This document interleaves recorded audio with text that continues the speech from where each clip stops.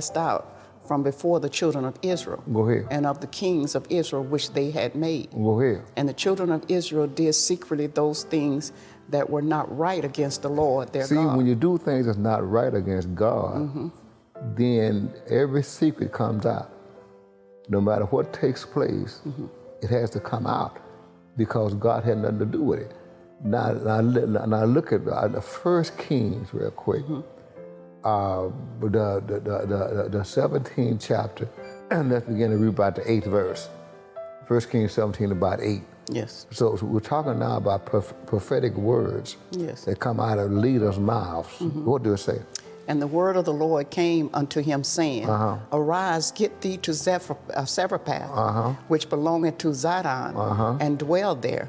Behold, I have commanded a widow woman there to sustain thee. Now, this is what it's saying now.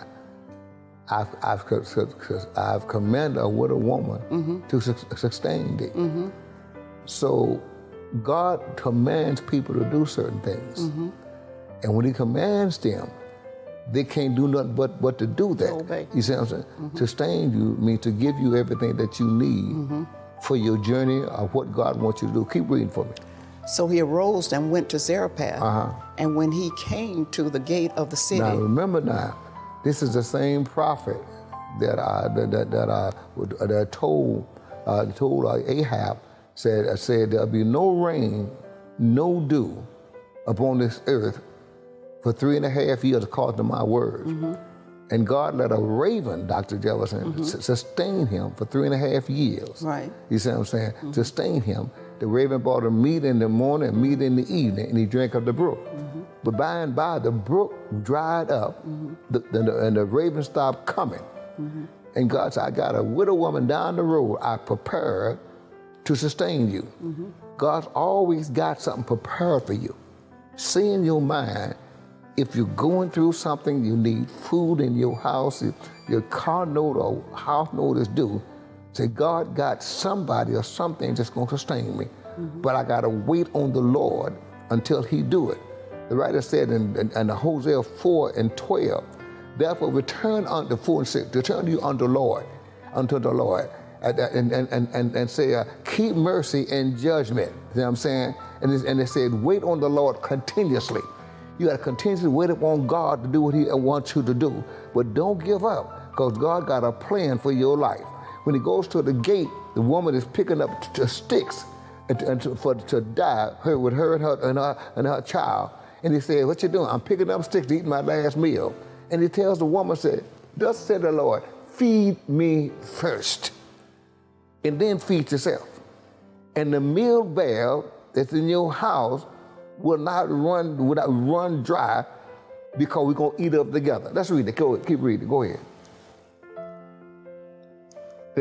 Behold, the widow woman was there gathering the sticks. And he called to her and said, fetch me, I pray thee, a little water in a vessel, that I may drink. And as she was going to fetch it, he called to her and said, bring me, I pray thee, a morsel of bread in thine hand. Go ahead. And she said, as the Lord thy God liveth, I have not a cake, but an handful of meal in a barrel. Go ahead, and sir. a little oil in a cruse.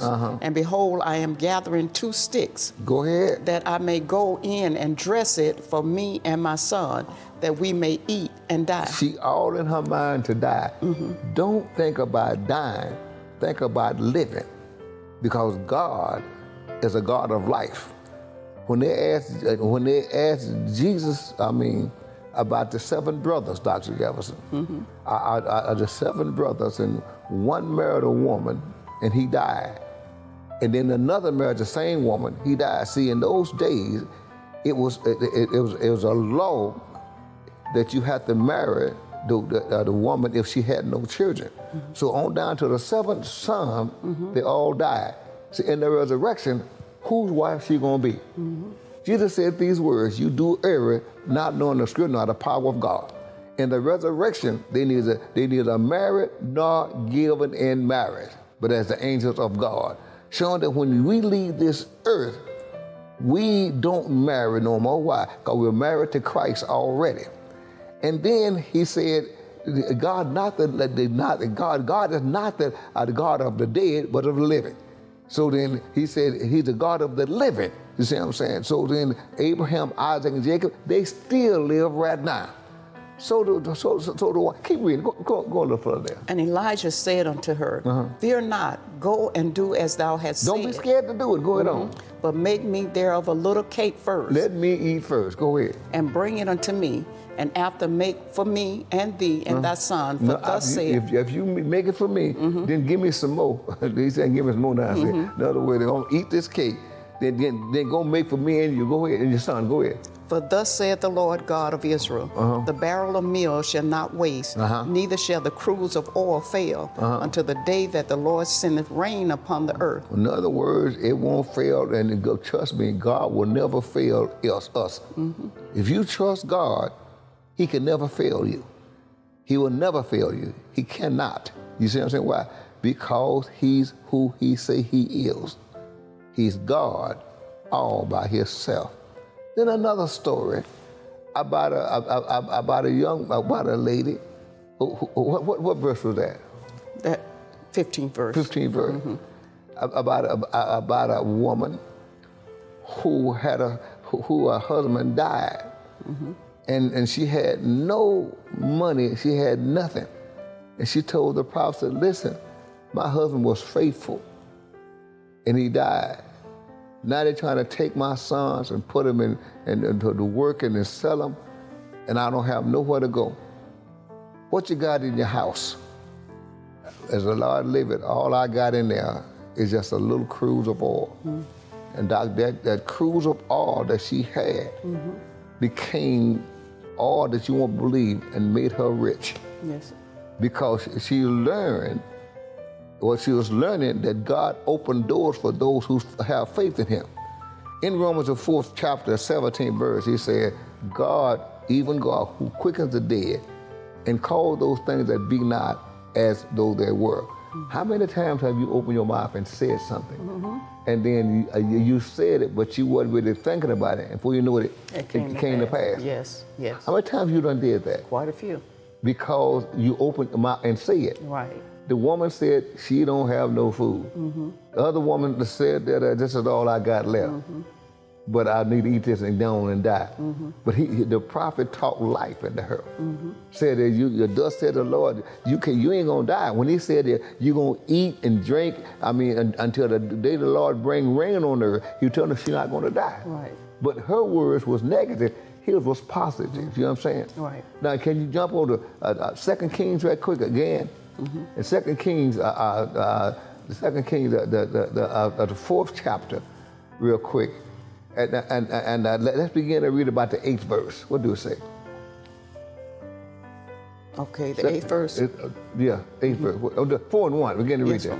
The 1 and 1 first. Yeah. Now therefore cried a certain woman of the wives of the sons of the prophets unto Elijah, saying, Thy servant my husband is dead, and thou knowest that thy servant did fear the Lord. In other words, fear the Lord, I mean, he obeyed God. Go ahead. And the creditor is come to take unto him my 2 sons to be bondmen. Go ahead. Bondmen mean to put them to work. In other words, to work and to pay off this debt. Go ahead. Go ahead. Okay, and then thy servant, my husband is dead, and thou knowest that thy servant did fear the Lord. And the creditor is come to take unto him my 2 sons to be bondmen. And Elijah said unto her, What shall I do for thee? Tell me, what hast thou in the house? What have you got in the house? Go ahead.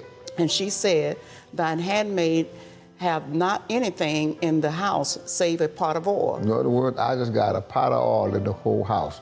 Now, it looks like that pot couldn't do nothing, but because Malachi 2 and 7 is in play, the priest will keep knowledge. You seek the knowledge at his mouth.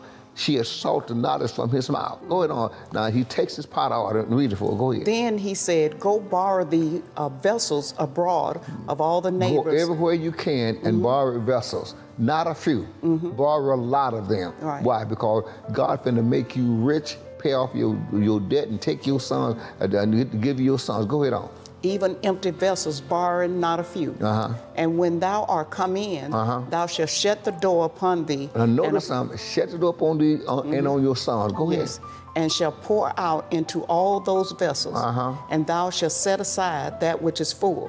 So she went from him and shut the door upon her and upon her sons, who brought the vessels to her, and she poured out. And now just imagine now in your mind, the sons bringing all these vessels from everywhere, from neighbors down the road, from those up the street, or whatever the case may be, bringing all these vessels, and they go into this door, like Matthew 6 said, you enter into the closet and shut the door. And they take this vessel, and they pour oil out of one little pot and that pot. And the strangest thing, Dr. Jefferson, is that the more they poured, the more the oil showed up. Yes. They said that vessel aside, that vessel aside, that vessel aside, and it kept pouring and pouring and pouring, and wouldn't stop. Right. It didn't stop until the pan stopped. Let me say it again. It didn't stop till the pan stopped. If they'd have borrowed enough pan, they'd be pouring oil right now. Yes, sir. But it stopped because the pan dropped. Read it, go ahead on. So she went from him and shut the door upon her and upon the sons who brought the vessels to her. And she poured out. And it came to pass when the vessels were full that she said unto her son, give me another, go ahead. Bring me yet a vessel. Go ahead. And he said unto her, there is not a vessel more. And the oil stayed. The oil stopped. When you stop doing what God said do, it stops you. Yes. All the vessel was gone, but she had enough to get rich. Then she didn't just do it. She went back to the prophet again, Malachi 2:7, the priest of King Nadi. She said, now take the oil, pay off the debt with it, see what I'm saying? And then do whatever you need to do and keep the rest and live off of it. Go ahead on. Then she came and told the man of God, and he said, go sell the oil and pay thy debt and live thou and thy children of the rest. In other words, he gave her a plan. God got a plan for our lives. Yes, sir. All of our lives. It's called purpose. Yes. When the purpose gone, we leave the earth. Her purpose was her husband had died. She had nothing. She went to the priest, and the priest gave her a purpose of what to do. Yes, sir. See, all through the Bible, when the prophet said something, it come to pass if that person is a prophet. But the Bible says, I've tried them to say that say they are prophet, and I found them liars. Everybody not prophet. If it come to pass, then God spoke it. If it don't come to pass, don't be afraid. I have spoken that prophet. There's all kinds of things in the Bible that I ain't okay. For instance, a certain man named Elijah would come by a certain woman's house every day, and then she noticed it coming through there. People notice people that come around when God dealing with them. And she would have told him, this man been coming through this way a long time, and I think he's a godly man. Can I, she asked the wife, can I put a little table upstairs up there? And can I put a little stool in there? And can I put a little table in there and a bed he can sleep in? He's a man of God. His husband said yes. And she did that. And the prophet came through one day, and he stayed there a couple of days. He asked the servant, said, she's a Shulamite woman, don't she have? So she got everything. She stayed with her people. You know what he gave her? Her husband was old. And the one man said, she don't have a child. He said, at this time, next year, the time of life, you're going to have a son. Why? Because you served me. When you serve not only the prophet and serve one another, God always blesses. Yes. And trust me, it's a good story, because at a certain time that year, she had a child. And the Bible said the child was grown, the child grew up. Yes. In the field one day, and gleaming the fields. And he said, my head. And his father said, take him to his mama. The grown man went and sit on mama's knee and died. And he died. And she said, she took the child and carried him upstairs where the man of God slept and laid him on the bed. Told her husband, said that I need a young man to carry me somewhere. I need to go there, here and there. He said, it's not the new moon, not the Sabbath day. He said, where you going? She said, all is well. Yes. All is well. She never said the boy was dead. Right. They tell him that now time he was dead. They go down to the prophet. The prophet said, "You'll come to Shulamite woman. Go see it's all well with her."